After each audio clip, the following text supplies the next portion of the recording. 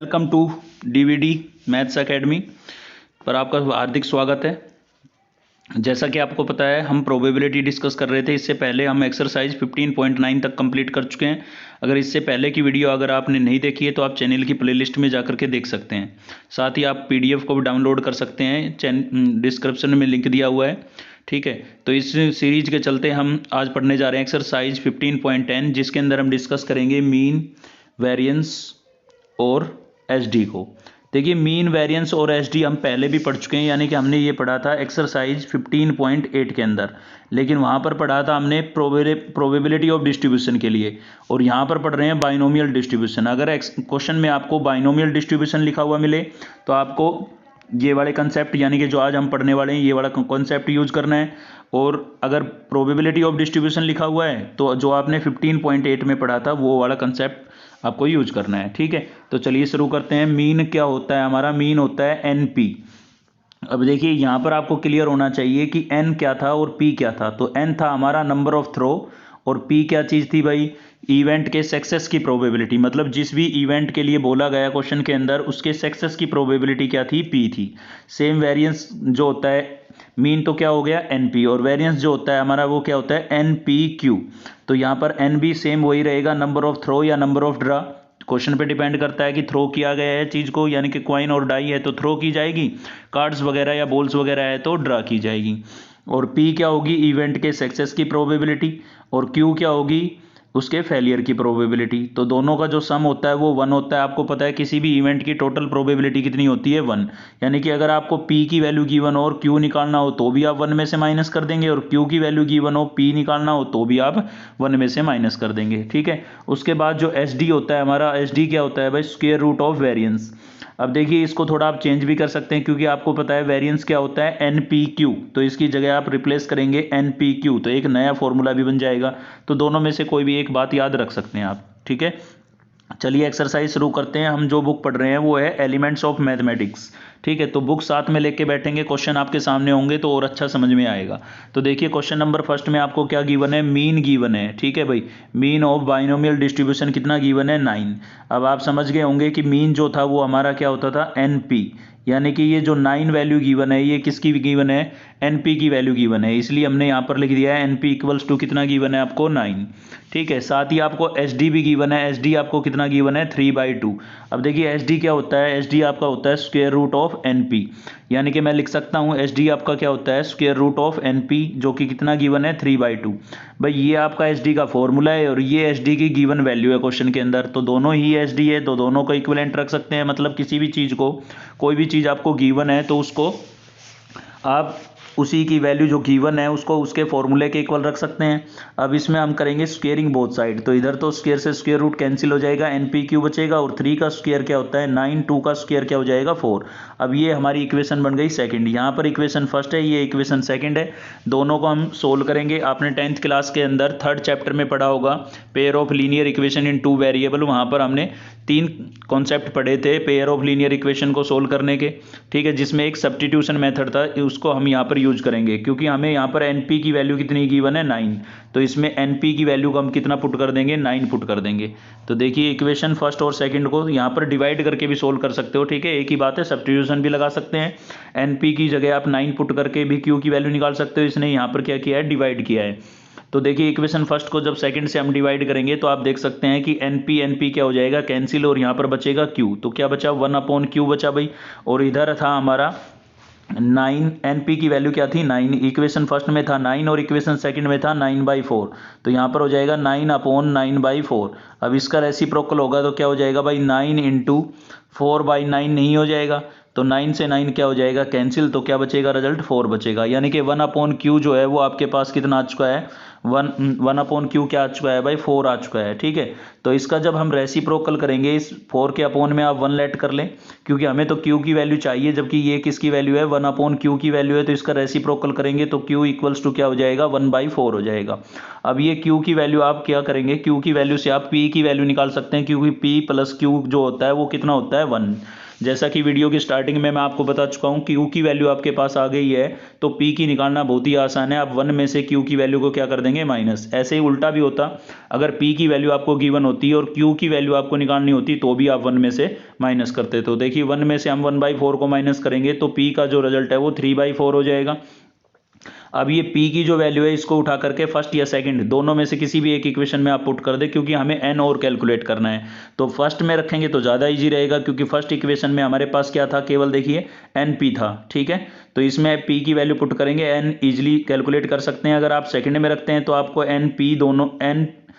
p और q दोनों की वैल्यू पुट करनी होगी। दोनों की वैल्यू आपके पास अवेलेबल है तो दोनों की वैल्यू पुट करनी होगी। तो फर्स्ट में हमने यहाँ पर पुट किया है, p को हमने कितना रिप्लेस कर दिया है 3/4। ठीक है भाई, p की वैल्यू कितनी आई थी हमारे पास 3/4, जिसको हम इक्वेशन फर्स्ट के अंदर पुट करने जा रहे हैं। तो इक्वेशन फर्स्ट में हम p को कितना रिप्लेस कर दिया हमने 3/4। अब 3/4 3 को n से मल्टीप्लाई करेंगे, 3n अपॉन में कितना है 4। हमें यहाँ से n की वैल्यू कैलकुलेट करनी है तो 3/4 को आप उधर लेके जाएंगे दूसरी तरफ, दूसरी साइड जाएगा तो ये रेसिप्रोकल हो जाएगा।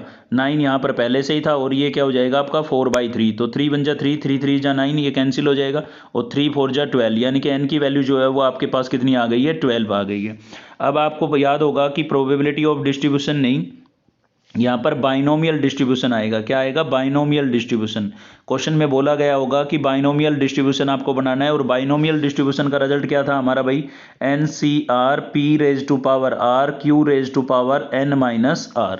ठीक है, तो इसके अंदर केवल और केवल आपको n, p और q की वैल्यू रखनी है। तो देखिए n हमारा क्या आया था 12, r आपका r ही रहेगा, r की वैल्यू कभी पुट नहीं करनी है। ठीक है, जब क्वेश्चन में प्रॉपर बोला जाए कि इसके लिए प्रोबेबिलिटी बताए तभी r की वैल्यू पुट होती है। तो p आपको जो गिवन था वो कितना आया था हमारा, p कितना आया था भाई 3/4, तो यहाँ पर 3/4 रख दिया हमने p की जगह।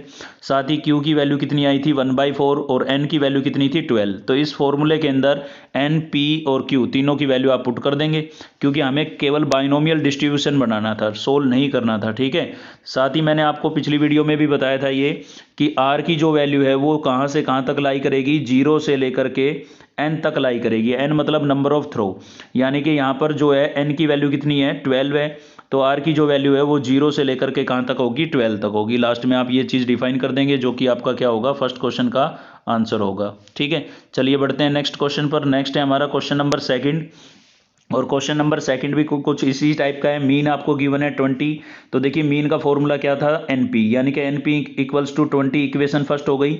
साथ ही आपको SD गिवन है 4, SD क्या होता है, SD होता है square root of NP। Squaring both side करेंगे तो इधर तो स्क्वायर से स्क्वायर रूट कैंसिल हो जाएगा, तो NP इक्वल्स टू 4 का स्क्वायर कितना होता है 16, और ये आपकी इक्वेशन क्या हो जाएगी सेकंड। तो यहाँ पर आप सब्स्टिट्यूशन मेथड भी यूज कर सकते हैं, NP की वैल्यू सेकंड इक्वेशन में पुट करके भी सोल्व कर सकते हैं या डिवाइड भी कर सकते हैं। तो देखिए डिवाइड किया हमने, NP अपॉन में NPQ हो जाएगा, तो NP क्या हो जाएगा कैंसिल, तो 1/q बचेगा यहाँ से। और दूसरी जो साइड थी उधर 20 था और सेकंड इक्वेशन में 16 था, तो 20/16 हो गया भाई। ठीक है, अब यहाँ पर बचा है 1/q, इधर क्या बचा है हमारे पास 1/q, और इधर था हमारे पास 20/16, जिसको हमने क्या कर दिया है कैंसिल कर दिया है। 4 4 जा 16 और 4 5 जा 20, यानी कि q की वैल्यू जो है वो आपके पास क्या आ जाएगी 4/5 आ जाएगी भाई। ठीक है, पहले इसका रेसिप्रोकल किया था फिर कैंसिल किया, आप पहले कैंसिल करके फिर भी रेसिप्रोकल कर सकते हो, क्योंकि ये 1/q है ना, हमें तो q चाहिए इसलिए रेसिप्रोकल करना जरूरी है, या फिर आप क्रॉस मल्टीप्लाई भी कर सकते हो जो हमने छोटी क्लासों के अंदर पढ़ा था। ठीक है, तो q की वैल्यू आपके पास आ गई, अब p निकालेंगे हम, और p आपको पता है भाई p प्लस q जो होता है वो कितना होता है 1 होता है। तो q की जो वैल्यू आई है हमें p निकालना है, तो q आपका इधर जाएगा माइनस का नहीं हो जाएगा, यानी कि रिजल्ट क्या बना p इक्वल्स टू 1 - q, और q की वैल्यू क्या थी 1/4, तो 1 में से 1/4 को माइनस करेंगे तो p जो है आपके पास कितना हो जाएगा 1/5।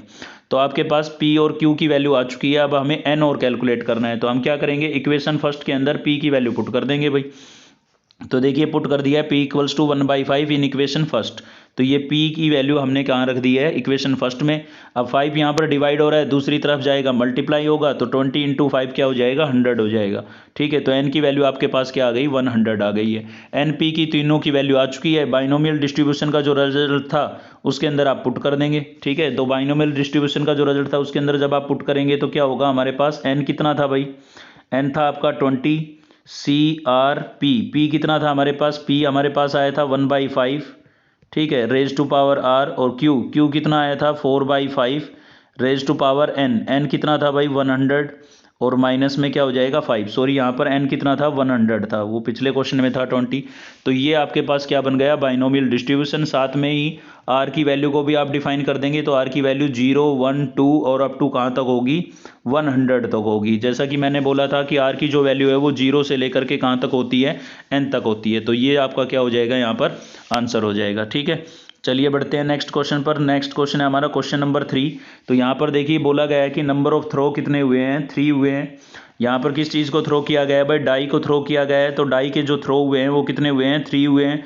अब वहाँ पर बोला गया है कि 4 सक्सेस, मतलब डाई के अंदर 4 मिलने की प्रोबेबिलिटी। तो देखिए थ्रो चाहे कितने भी हो, आप पहले सिंगल थ्रो को डिस्कस करेंगे कि केवल एक बार अगर थ्रो होता है तो वो जो नंबर जिसके लिए पूछा गया है वो कितनी बार आता है। तो सिंगल थ्रो में 4 तो एक बार ही आता है ना, और डाई के अंदर नंबर कितने होते हैं 6। तो प्रोबेबिलिटी क्या हो जाएगी सक्सेस की 1/6। ऐसे ही ये p की वैल्यू आ चुकी है आपके पास 1/6, ठीक है ना, सक्सेस की प्रोबेबिलिटी।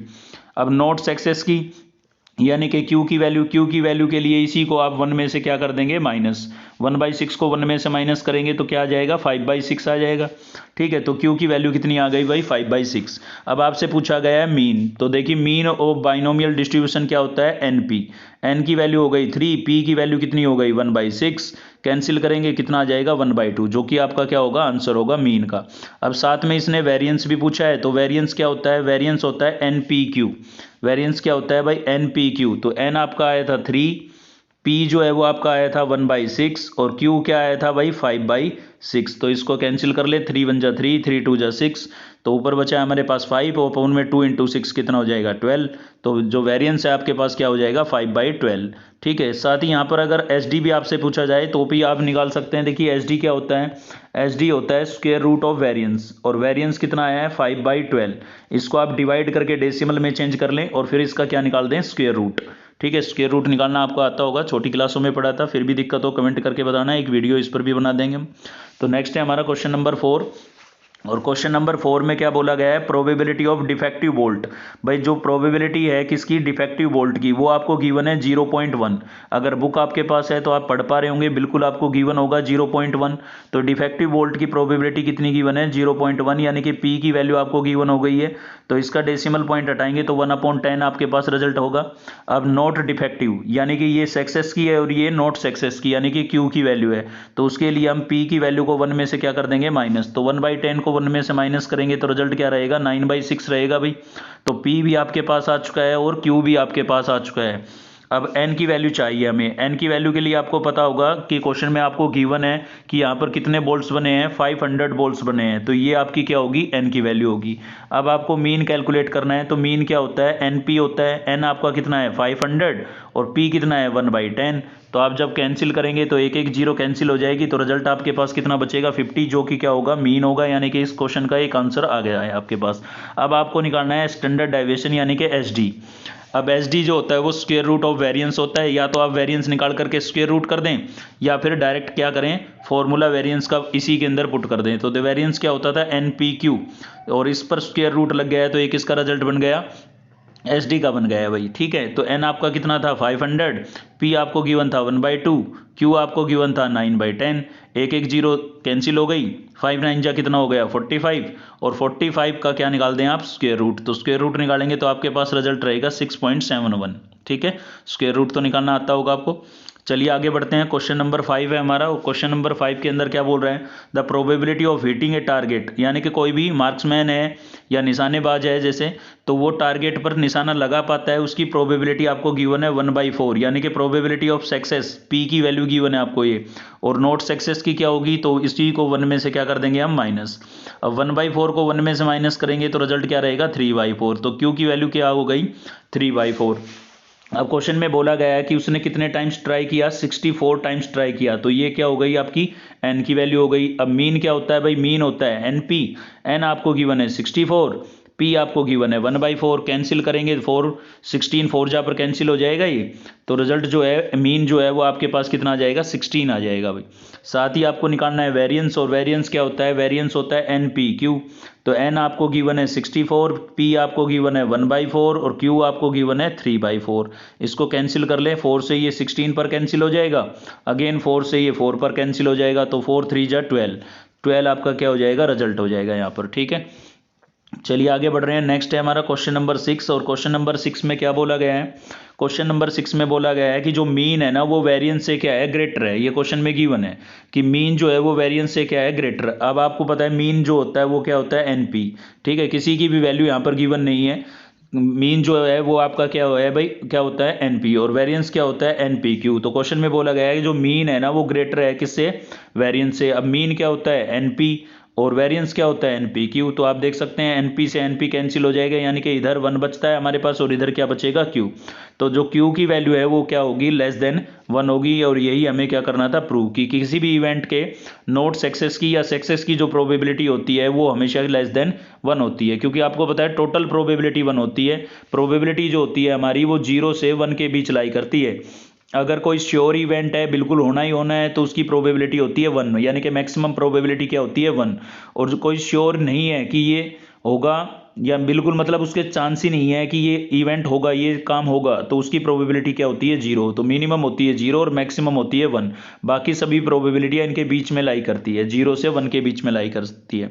तो यहाँ पर हमें प्रूव करना था कि क्यू जो है वो लेस देन क्या होगा, 1 होगा। चलिए बढ़ते हैं नेक्स्ट क्वेश्चन पर। नेक्स्ट है हमारा क्वेश्चन नंबर 7, और क्वेश्चन नंबर 7 के अंदर क्या बोला गया भाई, नंबर ऑफ ट्रायल्स, यानी कि कितनी बार ट्राई किया गया, 18 टाइम्स ट्राई किया गया है। साथ ही आपको क्वेश्चन में गिवन है कि मीन और वेरिएंस का सम कितना है, 10 है। ये क्वेश्चन के अंदर गिवन है कि मीन और वेरिएंस का जो सम है वो कितना है, 10। अब देखिए मीन हमारा होता है एनपी और वेरिएंस क्या होता है, एनपीक्यू। दोनों का सम आपको 10 गिवन है। अब इसमें से एन की वैल्यू केवल हमें गिवन है, तो एन की वैल्यू को हमने क्या कर दिया है, पुट कर दिया। एन की वैल्यू कितनी थी, 18। तो यहाँ पर हो जाएगा 18p और यहाँ पर हो जाएगा 18pq। अब देखिए यहाँ पर दो वेरिएबल है p और q, तो किसी एक की वैल्यू हमें यहाँ पर पुट करनी होगी। तो आपको अच्छे से पता है कि भाई p plus q equals to कितना होता है, 1। तो यहाँ से q इक्वल्स टू क्या हो जाएगा, 1 माइनस p, यानी कि आप q को किससे रिप्लेस कर सकते हैं, 1 माइनस p से। तो देखिए हमने ऐसा ही किया, q की वैल्यू को हमने क्या रिप्लेस कर दिया, 1 माइनस p। अब इसको आगे सोल्व करेंगे तो 18p आपका एच डीज है। इस 18p को 1 से मल्टीप्लाई करेंगे, ये भी 18p आएगा, और 18p को p से मल्टीप्लाई करेंगे तो माइनस 18p स्क्वायर हो जाएगा। तो देखिए 18p प्लस 18p क्या हो गया, 36p हो गया, और यहाँ पर क्या था, minus 18p square equals to क्या था भाई, 10। अब 10 को हम इधर ले आते हैं, या फिर इन दोनों टर्म्स को उधर ले जाएं आप, तो 18p स्क्वायर इधर जाएगा प्लस का हो जाएगा, और 36p इधर जाएगा तो किसका हो जाएगा, माइनस का। तो इस टाइप से आपके पास ये एक क्वाड्रेटिक इक्वेशन बन गई। इसको आप और हल्का कर सकते हैं, कैसे, कॉमन करके। तो इसके अंदर से क्या कॉमन हो सकता है भाई, 2 कॉमन हो सकता है। तो 18 में से 2 कॉमन करेंगे 9 बचेगा, 10 में से 2 कॉमन करेंगे 5 बचेगा, ठीक है, और 36 में से 2 कॉमन करेंगे तो क्या बचेगा, 18। यानी कि आपके पास जो रिजल्ट बना वो क्या बना, 9p square minus 18p plus 5 equals to 0। अब 10th क्लास में आपने क्वाड्रेटिक इक्वेशन को फैक्टराइज करना सीखा था। ये बिल्कुल क्वाड्रेटिक इक्वेशन बन चुकी है आपकी, ठीक है। इसको हमें फैक्टराइज करना है, तो आपको याद होगा कि एक्स स्क्वेयर का कोफिशिएंट और कांस्टेंट टर्म का हम प्रोडक्ट कराते थे, यानी कि फर्स्ट और लास्ट का प्रोडक्ट कराते थे। तो भाई 9 इंटू 5 कितना आना चाहिए, 45।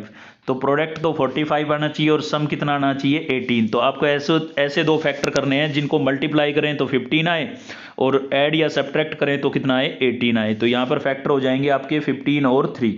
अगर आपको ऐसे फैक्टर करने नहीं आते हैं तो आप क्या करें, जो प्रोडक्ट आता है ना उसके प्राइम फैक्टर निकाल के देख लें, वहां से आप फैक्टर कर सकते हैं, ठीक है। प्राइम फैक्टर निकाल लें प्रोडक्ट के, तो प्रोडक्ट आपका 45 था, उसके प्राइम फैक्टर निकाल करके आप फैक्टर कर सकते हैं। तो देखिए फैक्टर जो बनते हैं ये बीच वाली टर्म के बनते हैं जिसकी डिग्री कितनी होती है, 1। तो इसके फैक्टर क्या बने, 15 और 3। ये माइनस का 18 था, इसका मतलब 15 भी माइनस का रखना होगा और 3 भी किसका रखना होगा, माइनस का, ठीक है। तो इस टाइप से ये फैक्टर बन गए हैं। आप, आई होप आपको ये बात क्लियर हो गई होगी, क्योंकि 10th क्लास में आप क्वाड्रेटिक इक्वेशन को सोल्व करना समझ चुके हैं। अब यहाँ पर से हम क्या करते हैं, कॉमन। तो यहाँ से क्या कॉमन हो रहा है, देखिए 3p कॉमन हो रहा है, और इनमें से भी हम क्या करेंगे, कॉमन। तो यहाँ से कुछ भी कॉमन नहीं हो रहा है तो हम -1 कॉमन कर लेंगे। तो रिजल्ट क्या मिलेगा हमें, रिजल्ट मिलेगा 3p कॉमन करने के बाद अंदर बचेगा 3p माइनस 1। कॉमन का मतलब डिवाइड होता है, यहाँ से आप 3p कॉमन कर रहे हैं, मतलब आप दोनों टर्म को 3p से डिवाइड कर रहे हैं। तो जैसे डिवाइड करेंगे तो अंदर बचेगा 3p माइनस 5, ठीक है। ऐसे यहाँ पर -1 कॉमन कर रहे हैं तो 1 तो कॉमन हो जाएगा, साथ में माइनस कॉमन हो रहा है तो अंदर के साइन क्या हो जाएंगे, चेंज। अब देखिए ये दोनों रिजल्ट आपके सेम आने चाहिए। अगर ये दोनों सेम आ रहे हैं तो इसका मतलब आपने फैक्टर बिल्कुल सही किए हैं, ठीक है। अब यहाँ से देखिए 3p माइनस 5 और 3p माइनस 5 क्या हो रहा है, कॉमन। तो 3p माइनस 5 हमने कॉमन कर लिया, इधर से बचा 3p और यहाँ से बचा है -1। तो दूसरा फैक्टर क्या हो गया, 3p माइनस 1। अब दोनों को 1/1 0 के इक्वल रखेंगे, तो 3p माइनस 1 को 0 के इक्वल रखेंगे, माइनस का 1 दूसरी तरफ जाएगा, प्लस का हो जाएगा, यानी कि p इक्वल्स टू कितना मिल गया आपको 1/3। अब दूसरी साइड जो है 3p माइनस 5 को 0 के इक्वल रखा, 5 इधर आएगा, प्लस का हो जाएगा, 3 मल्टीप्लाई हो रहा है, इधर आके क्या हो जाएगा डिवाइड। अब p की ये वैल्यू जो है ये पॉसिबल नहीं है। क्यों पॉसिबल नहीं है? क्योंकि आपको पता है कि p प्लस क्यू भी आपका कितना होता है 1, मतलब इन दोनों का सम 1 होता है। अब ये तो वैल्यू 1 से ग्रेटर है, अकेले p की वैल्यू 1 से ग्रेटर है, और वैसे भी आपको पता है किसी भी इवेंट की प्रोबेबिलिटी मैक्सिमम 1 होती है, यानी कि या तो 1 होगी या 1 से लेस होगी, ठीक है। तो ये तो 1 से ग्रेटर है, इसलिए ये पॉसिबल नहीं है। तो पॉसिबल केवल कौन सी होगी? p की वैल्यू 1/3 पॉसिबल होगी। तो p की वैल्यू आपके पास आ चुकी है, इसको आप क्या करें वापस पुट कर दें, या फिर क्या करें भाई p की वैल्यू जो है वो हमारे पास कितनी आई है 1/3। अब हमें अच्छे से पता है जो q होता है ना वो क्या होता है 1 माइनस p होता है, और p की वैल्यू कितनी थी 1/3। तो इसमें से माइनस करेंगे तो रिजल्ट आपको कितना मिल जाएगा 2/3। तो p q दोनों की वैल्यू आपके पास आ चुकी है, n की वैल्यू आपको पहले से ही गिवन थी। अब यहाँ पर आप क्या करेंगे बाइनोमियल डिस्ट्रीब्यूशन बना देंगे, ठीक है। यहाँ पर क्या बना देंगे बाइनोमियल डिस्ट्रीब्यूशन। तो बाइनोमियल डिस्ट्रीब्यूशन का जो रिजल्ट था वो पिछली वीडियो में हमने पढ़ा था, क्या होता था NCR p raise to power r q raise to power n minus r। तो इसके अंदर आपको केवल n p और q तीनों की वैल्यू पुट करनी है, तो तीनों की वैल्यू हमने पुट कर दी है। साथ ही आपको r को भी डिफाइन कर देना है। r जो होता है आपका वो 0 से लेकर के, ठीक है, r जो होता है वो आपका 0 से लेकर के n तक लाई करेगा। तो n की वैल्यू 0 से लेकर के 0 1 2 3 अप टू कहाँ तक हो जाएगी 18 तक हो जाएगी भाई, ठीक है। यहाँ पर 0 और लिख लेना आप। चलिए आगे बढ़ते हैं। नेक्स्ट है हमारा क्वेश्चन नंबर 8, और क्वेश्चन नंबर 8 में भी आपको क्या भाई यहाँ पर गिवन है, यहाँ पर आपको गिवन है मीन और जो वेरिएंस है ना उनका सम आपको कितना गिवन है 24। मतलब क्वेश्चन नंबर 7 की तरह ही है लगभग ये। मीन आपको गिवन है NP और वेरिएंस आपको क्या गिवन है भाई, वेरिएंस आपको गिवन है NPQ। तो दोनों का सम जो है वो आपको कितना गिवन है 24।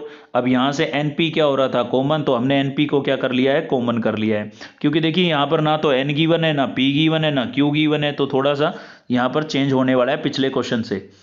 पिछले क्वेश्चन में तो क्या था N की वैल्यू गिवन थी, अब यहाँ पर दोनों का हमें सम गिवन था कितना 24 गिवन था। तो इसमें से हमने क्या कर दिया NP कॉमन कर लिया, और फिर ये हमारी इक्वेशन क्या बन गई फर्स्ट। साथ ही आपको मीन और वेरिएंस का प्रोडक्ट भी गिवन है, तो मीन इंटू वेरिएंस का प्रोडक्ट कितना गिवन है 128। तो दोनों को मल्टीप्लाई करेंगे n into n, n square हो जाएगा, p into p, p square हो जाएगा, और q वो साथ में था ही, इक्वल्स टू कितना है 128। और इक्वेशन क्या बन गई सेकंड बन गई है। अब देखिए यहाँ पर इनका है स्क्वेयर और इसमें स्क्वेयर था नहीं, तो आप क्या करेंगे पहले स्क्वेयरिंग बोथ साइड कर लेंगे इक्वेशन फर्स्ट में। तो इसमें स्क्वेयरिंग बोथ साइड करेंगे तो क्या हो जाएगा n स्क्वेयर p स्क्वेयर और 1 प्लस q का होल स्क्वेयर, और 24 का स्क्वेयर कितना होगा 576, ठीक है। स्क्वेयरिंग करने से क्या है ये सेम डिग्री में बन जाएगी हमारे पास। देखिए स्क्वेयरिंग कर दी हमने, n स्क्वेयर p स्क्वेयर और 1 प्लस q का स्क्वेयर और 24 का स्क्वेयर कितना हो गया 576 हो गया। अब ये इक्वेशन सेकंड, और यहाँ पर है इक्वेशन ये इक्वेशन थर्ड, और वो वहाँ पर आपके पास इक्वेशन कौन सी है सेकंड। दोनों में डिग्री जो है वो n और p की इक्वल हो चुकी है। तो अब डिवाइड करने में मजे हैं, मतलब कैंसिल हो जाएंगे, ठीक है। इक्वेशन सेकंड को हम फर्स्ट से क्या कर देंगे डिवाइड। अब डिवाइड करेंगे तो ऊपर होगा हमारा ये और अपोन में होगा ये, ठीक है। स्पीड थोड़ी जल्दी पढ़ा रहे हैं, मतलब अगर आपको दिक्कत आ रही है तो आप स्पीड को स्लो कर सकते हैं, पता होगा आपको यूट्यूब की सेटिंग के बारे में, ठीक है। तो यहाँ पर क्या होगा NP स्क्वेयर जो है NP स्क्वेयर से NP स्क्वेयर कैंसिल हो जाएगा, न्यूमिनेटर में खाली q बचेगा और डेनोमिनेटर में 1 प्लस q का होल स्क्वेयर बचेगा। तो न्यूमिनेटर में खाली q बचा और यहाँ पर होल स्क्वेयर था, तो 1 का स्क्वेयर 1 होगा, q का स्क्वेयर q स्क्वेयर होगा, प्लस में 2q, यानी कि यहाँ पर जो आइडेंटिटी लगी है वो लगी है a प्लस b का होल स्क्वेयर। तो क्या होता है भाई a square plus b square plus 2ab, sorry क्या हो जाएगा a प्लस b का होल स्क्वेयर। तो a प्लस बी का जो होल स्क्वायर होता है वो क्या होता है a square plus b square plus 2ab। ये आइडेंटिटी यहाँ पर लगाई गई है। तो a जो था ना वो आपका 1 था और b जो था वो क्या था q, इसलिए यहाँ पर आपको 1 plus q square plus 2q नजर आ रहा है, ठीक है। और इधर इनको कर लिया है कैंसिल, तो कैंसिल करने पर कितना आ गया 2/9। अब इसको हम क्रॉस मल्टीप्लाई करेंगे जिससे एक क्वाड्रेटिक इक्वेशन बनेगी और उसको फैक्टराइज करके सिंप्लीफाई कर लेंगे। तो यहाँ पर क्रॉस मल्टीप्लाई कर दिया है तो 9q हो जाएगा इधर, और ये हो जाएगा आपका 2 into 1 plus q square plus 2q। 2 को अंदर मल्टीप्लाई करेंगे और 9q को इधर लेके आएंगे, 9q इधर आएगा माइनस का हो जाएगा, 4q माइनस 9q कितना बचेगा भाई 5q। और इस प्रकार से हमारे पास ये की एक क्वाड्रेटिक इक्वेशन बन गई है जिसका प्रोडक्ट कितना होना चाहिए 2 इंटू 2 यानी कि 4। प्रोडक्ट किसका कराते हैं फर्स्ट और लास्ट का, ठीक है। और बीच का जो होता है वो सम होता है, तो सम कितना होना चाहिए -5। तो ऐसे दो नंबर आपको पकड़ने हैं जिनको मल्टीप्लाई करें तो 4 आए और ऐड या सब्ट्रैक्ट करें तो कितना आए -5। तो आप लेंगे -4 -1, ठीक है। मल्टीप्लाई करेंगे +4 आएगा और ऐड करेंगे तो -5 आएगा। तो देखिए -4 और -1 यानी कि 1q ही हो जाएगा, 1 इंटू में लिखना जरूरी नहीं होता। तो यहाँ से आप 2q का क्या कर लेंगे कॉमन, 2 यहाँ पर हमने 2q क्या कर लिया है कॉमन, तो क्या बचा भाई q -2। और सेम यहाँ से क्या कॉमन है, कुछ भी कॉमन नहीं है, लेकिन फर्स्ट टर्म नेगेटिव है तो हम -1 कॉमन कर सकते हैं। तो क्या बचेगा q -1। तो देखिए q -1 ये सेम आना जरूरी है वरना आपने फैक्टर गलत किए हैं। तो देखिए q -1 को हमने क्या कर लिया है कॉमन, तो यहाँ से बचा 2q और यहाँ से बचा -1, तो दूसरा फैक्टर क्या बन गया 2q -1। अब इनको 1 बाई 1 जीरो के इक्वल रखेंगे और q की वैल्यू कैलकुलेट कर लेंगे। तो देखिए 2q -1 को जीरो के इक्वल रखोगे, माइनस का 1 दूसरी तरफ जाएगा, प्लस का हो जाएगा, 2 मल्टीप्लाई हो रहा है डिवाइड हो जाएगा। तो p की वैल्यू कितनी आ गई 1/2। सेकंड था हमारा q -2, तो उसको जीरो के इक्वल रखेंगे तो q की वैल्यू कितनी आ गई 2 आ गई, जो पॉसिबल नहीं है। जैसा कि मैंने आपको बताया था कि p और q दोनों का सम कितना होता है 1। अब अकेला q जो है वो 2 के इक्वल कैसे हो सकता है, और वैसे भी प्रोबेबिलिटियां जो होती है वो 1 से लेस होती है, 1 या 1 से लेस, या तो 1 होगी या 1 से लेस होगी, ऐसे ही या तो 0 होगी या 0 से ग्रेटर, यानी कि 0 और 1 के बीच लाई करती है। तो 2 तो संभव नहीं है, तो p की वैल्यू क्या होगी 1/2 होगी, और सॉरी q की। और p क्या होता है 1 माइनस q। q कितना आया 1/2, तो 1 में से 1/2 को माइनस करेंगे तो रिजल्ट क्या रहेगा 1/2। तो देखिए p और q की वैल्यू आपके पास यहाँ पर आ चुकी है। अभी यहाँ पर n कैलकुलेट करना और बाकी है, तो n के लिए आप क्या करें, आप फर्स्ट सेकंड थर्ड तीनों में से किसी भी इक्वेशन में आप p और q की वैल्यू पुट कर दें। तो हमने फर्स्ट इक्वेशन में पुट की है, p की वैल्यू कितनी थी 1/2 और q की भी कितनी थी 1/2। तो देखिए n को तो सेम रखा, p की जगह 1/2 और q की जगह भी 1/2 पुट कर दिया हमने। देखिए मैं आपको इक्वेशन फर्स्ट दिखा देता हूँ, ये देखिए आपकी इक्वेशन फर्स्ट, यहाँ पर p की वैल्यू 1/2 और q की वैल्यू 1/2 रख दी हमने, ठीक है। अब इस ब्रैकेट को सोल्व करेंगे पहले एलसीएम लेकर के। तो एलसीएम लेकर के इसको जब हम सोल्व करेंगे 1.5 क्या होता है भाई, या एलसीएम ले ले 1.5 3/2 हो जाएगा। और देखिए 1/2 बाहर था, 1 + 1/2 तो कितना हो गया 3/2, और 1/2 उसके बाहर था, यानी कि 1/2 इंटू 3/2, तो 3/4 हो गया ना। तो ये थोड़ा सीधा लिख दिया हमने, डायरेक्ट लिख दिया n इंटू 3/4 और इक्वल्स टू कितना है 24 है, ठीक है। अब यहाँ पर ये 3/4 जो है ये मल्टीप्लाई हो रहा है, तो दूसरी तरफ जाके क्या होगा डिवाइड। पहले देखिए हम 4 को लेके गए, 4 डिवाइड हो रहा था, उधर जाके मल्टीप्लाई होगा, तो 24 इंटू 4 कितना हो जाएगा 96 हो जाएगा। अब 3 मल्टीप्लाई हो रहा था तो ये डिवाइड होगा, ये इससे कैंसिल हो जाएगा, 8 4 जा कितना आ जाएगा 32। तो n की वैल्यू जो है वो आपके पास कितनी आ गई है 32 आ गई है। अब बाइनोमियल डिस्ट्रीब्यूशन का जो रिजल्ट है, ये बार बार प्रोबेबिलिटी डिस्ट्रीब्यूशन लिखा हुआ है, इसको आप बाइनोमियल कर लेना, ठीक है। बाइनोमियल का कंसेप्ट है ये, तो बाइनोमियल डिस्ट्रीब्यूशन कर लेना। और बाइनोमियल का जो फॉर्मूला था वो क्या था NCR p⁻r और q⁻n-r। तो आपको केवल यहाँ पर n p और q की वैल्यू पुट करनी है, ठीक है, क्योंकि हमें केवल डिस्ट्रीब्यूशन बनाना है। तो n की वैल्यू थी 32, p की वैल्यू थी 1/2, q की वैल्यू भी 1/2 थी और n की वैल्यू 32, ये सभी पुट कर दिए। r की जो वैल्यू है वो 0 से लेकर के कहाँ तक लाई करेगी n तक, और n आपका कितना था 32। तो आप कुछ एक नंबर लिख करके बीच में डॉट डॉट कर दें, जो कि आपका क्या हो जाएगा ये फाइनल आंसर हो जाएगा। तो ठीक है, इसी वीडियो के साथ हमने प्रोबेबिलिटी को कंप्लीट कर लिया है। ये लास्ट एक्सरसाइज थी प्रोबेबिलिटी की। अगर आपको वीडियो अच्छी लगी तो लाइक करें, चैनल को सब्सक्राइब कर लें, साथ ही दोस्तों से शेयर करना बिल्कुल ना भूलें, ठीक है। चलिए मिलते हैं नेक्स्ट वीडियो में, तब तक के लिए जय हिंद।